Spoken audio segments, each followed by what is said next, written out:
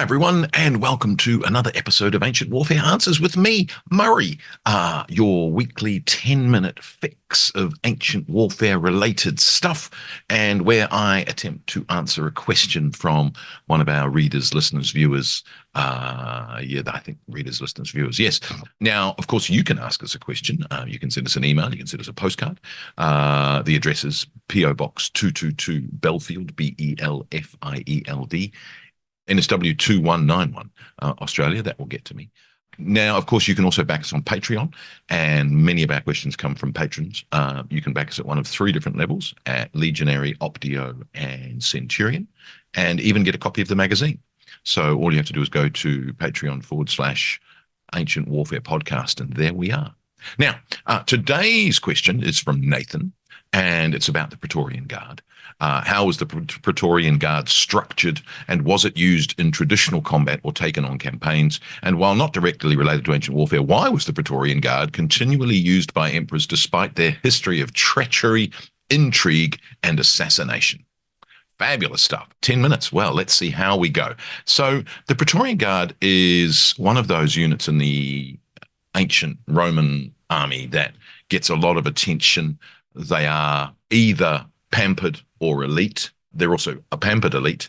Their pay rises to triple what a normal legionary gets, and they serve for less years. So in many ways, you really wanted to be in the Praetorian Guard. Now, interestingly, the origins of the Praetorian Guard go back before the Roman Empire. They go back to the Roman Republic, I think it's at 275 BC. But many Roman generals had bodyguards of a sort.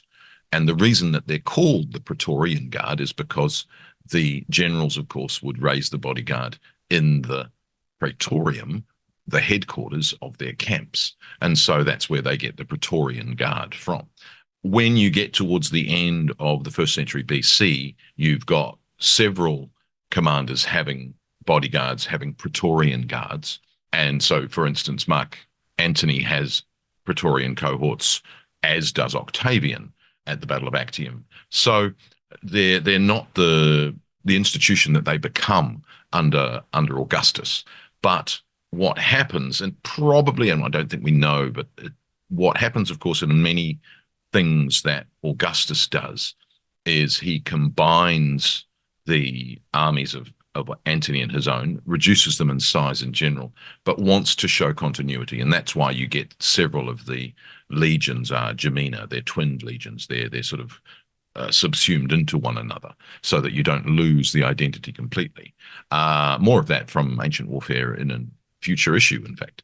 But I think one of the things that happens is the Praetorian Guard cohorts are part of that they're combined into the Praetorian Guard.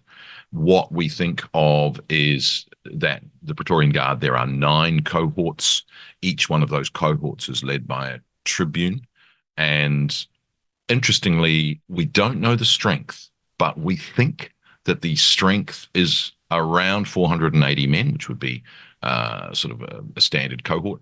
But it might be bigger, and at different points in time in the Roman Empire, it increases in size. So it goes from what we think of 480 or 500 men to 800 men to 1,500, 1,000 men, then 1,500 men. So there's all sorts of shifting. There's also shifting in the number of Praetorian cohorts, 9, 12, back to 9, up to 16, back to 9. And then eventually, under Domitian, it centers on 10 and it stays 10, even though the strength of those cohorts increases. So there's more men in the Praetorian Guard by the 4th century when it's finally disbanded, but there's still only 10 cohorts, but there's 1,500 men per cohort. So it's fluctuates. Now, of course, the interesting thing about it in its early period is a little bit vague. We find a couple of mentions of it. In 13 BC, the service in the Praetorian Guard is 12 years, whereas a normal legionary is 16. That isn't sufficient. Augustus discovers that he needs his soldiers for longer. And so by 5 BC, only, maths, 8 years later, the Praetorian Guard service is extended to 16 years, and that of a normal legionary is extended to 20 years. So you're still better off in the Praetorian Guard, and they're generally recruited from Italy, Spain, Norica, but nowhere else. So they're sort of the Italian or most Romanized, longest lasting Roman, what's the word, provinces. So in that regard, then their Praetorian Guards are never recruited from elsewhere.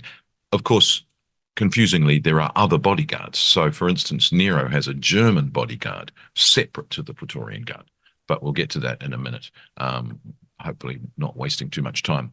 Now, of course, what you've got then is this sort of idea that they're originally an elite, that they're originally selected for service. There's a problem, of course, that becomes that they become pampered, but I don't know that that's necessarily true. They do start to play a part in politics, and very early, and as you point out in your question, Nathan, they keep that part, and yet the Praetorian Guard is kept, even though they've got this history of treachery. So what you find is their service is set at 16 years. They are paid double that of a normal legionary from their establishment, but very under either at the end of Augustus or the beginning of Tiberius, that rises to triple what a legionary is paid. And also, originally, each cohort is separate under their tribune. They're not combined under a single commander or two commanders, as happens. That happens in 2 BC. So in 2 BC, you get 2 Praetorian prefects who are, along with the tribunes, are all from the equestrian class. So there's this idea that they're not from the aristocrats. They're allied with Julius Caesar / Octavian / Augustus in that regard. So you've got 9 cohorts at this point, probably of 500 men each, about 8,000 men total, not quite. And then you get this issue of other units, and they're the only soldiers in Rome. They don't have a camp yet. That will come under under Tiberius. But you've got the idea that there's also the urban cohorts. They come into place, but again, late in Augustus's reign, and they may have initially been additional Praetorian Guard cohorts who become the urban cohorts.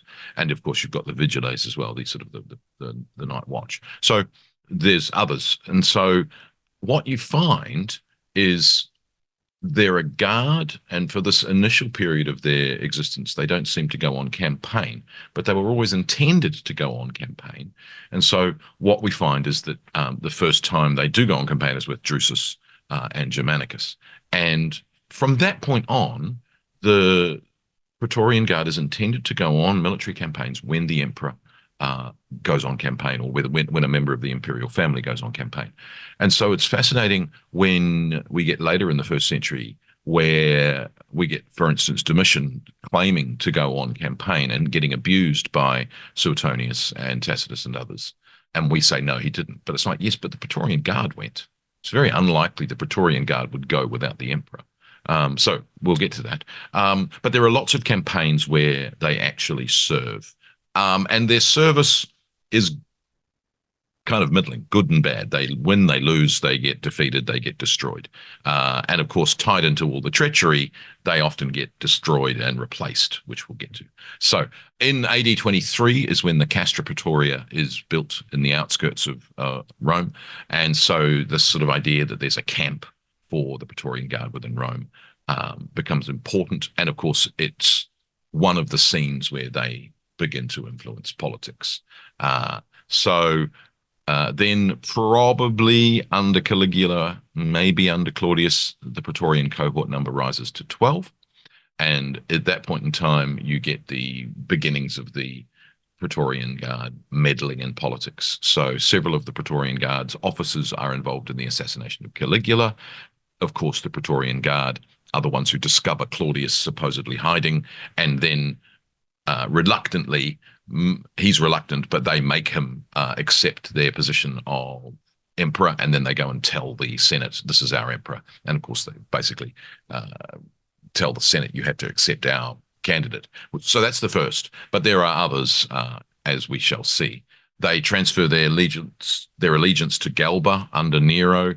That pretty much is the end for Nero. However, Galba, having promised to pay them a donative, and when Claudius is found by the emperor, he pays them 5 years' salary as a bonus. So 5 years of triple a legionary's pay in one hit. That's expensive.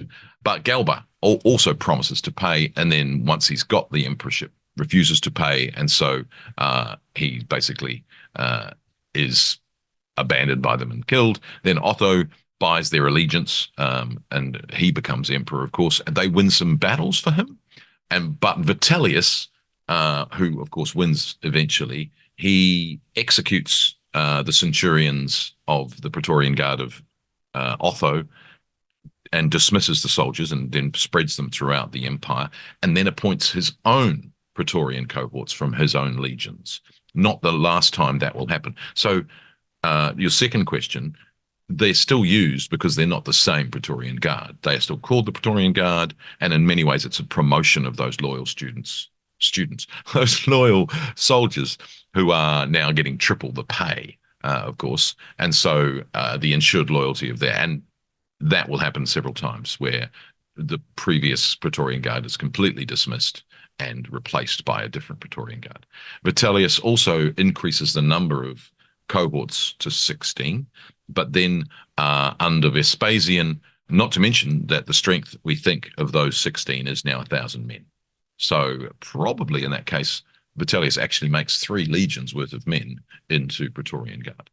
Vespasian then reduces the number back down to 9.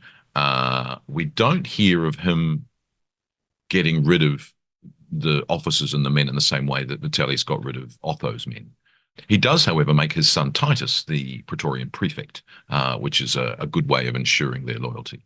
So we think that under Vespasian, he's reduced them down to 9, but he might keep the number in the cohort at around 800. So it still increases.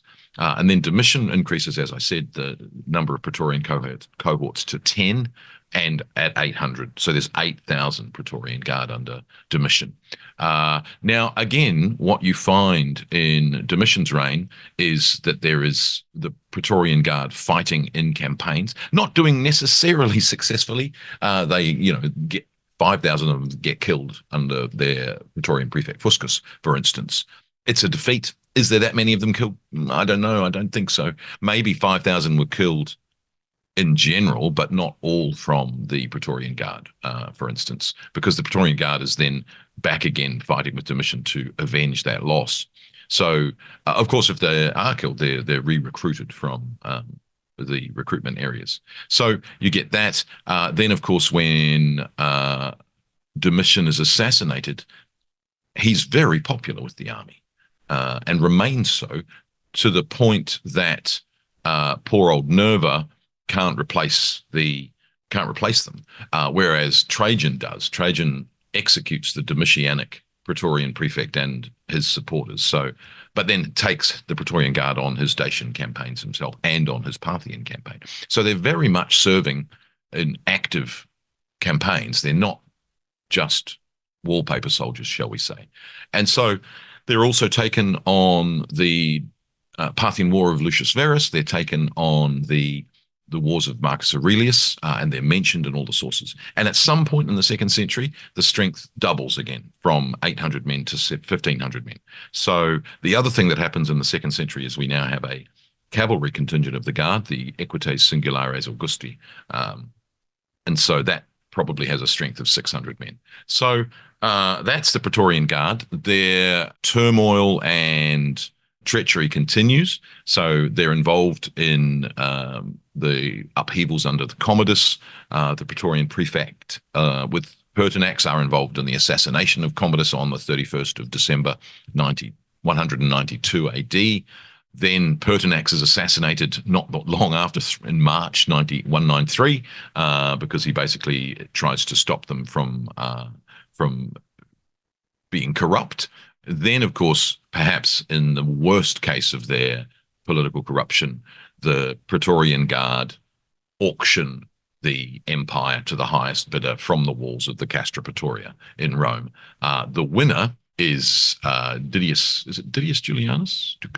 I think it's Didius Julianus. And he doesn't last very long. He's killed. And then finally, Septimius Severus becomes emperor in 193. It's the year of the 5 emperors, even more than 69 AD, which is the year of 4. And so you then get more assassinations, the Praetorian prefect, possibly even worse than in 193, because the Praetorian prefect, Macrinus, assassinates Caracalla and becomes emperor himself. So, you know, there's all sorts of corruption and horrendousness going on. What you find is Diocletian at the end of the 3rd century reduces the size of the Praetorian Guard, probably in the number of men in the cohorts rather than the number of cohorts. And then in their final throw of the dice, the Praetorian Guard are loyal to Maxentius, the usurper emperor who seizes Italy and Spain. And then, of course, Constantine marches against him, fights at the Battle of the Milvian Bridge in 312, in which the Praetorian Guard are defeated, and then they are completely disbanded by Constantine. However, Constantine then replaces the Praetorian Guard with a new bodyguard, no longer called the Praetorian Guard, but called the Scolae. So, you know, the idea that there's a guard for the emperors does not change, but it's now that they're called the Scolae Palatinae rather than School of the Palatine, basically, rather than the Praetorian Guard. And I have gone way over again. There's 17 minutes. Anyway, never mind. So that, I think, covers hopefully everything about the Praetorian Guard that you were interested in, Nathan. Join me again for another Ancient Warfare Answers. Thanks. Bye.